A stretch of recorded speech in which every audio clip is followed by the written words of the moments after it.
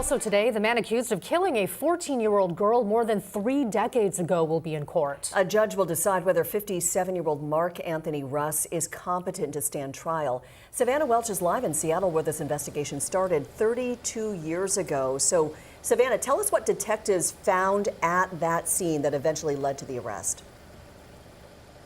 Mimi, the DNA found on Tanya Frazier's body here on East Highland Drive, it eventually led to an arrest, but yeah, as you said, it took 32 years. Tanya vanished back in July of 1994 after leaving summer class just up the street at Meany Middle School. 5 days later, her body was found, and Tanya had been sexually assaulted and stabbed. The DNA that was recovered was mixed, and for decades, technology couldn't separate the male DNA from female DNA. The state crime lab tried 9 times before new technology finally allowed scientists to isolate the male DNA. It finally matched with 57-year-old Mark Anthony Russ, a felon with a lengthy criminal history. He was arrested in this case in November of last year, and detectives say his mother lived across the street from Meany Middle School. His bail was set at just under $1 billion. Tanya's sister says finally knowing who's accused of killing her has brought a lot of mixed emotions.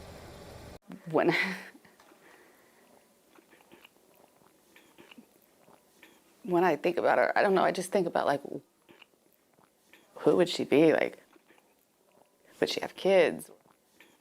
What would she have done?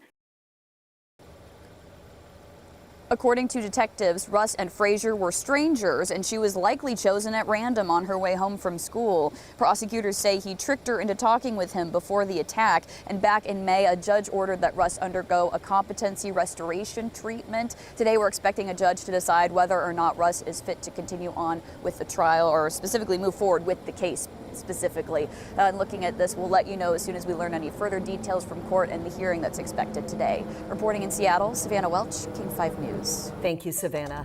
In Whatcom County, the families of 2 Blaine High School students who say they were sexually assaulted by the same student are now suing the district in federal court.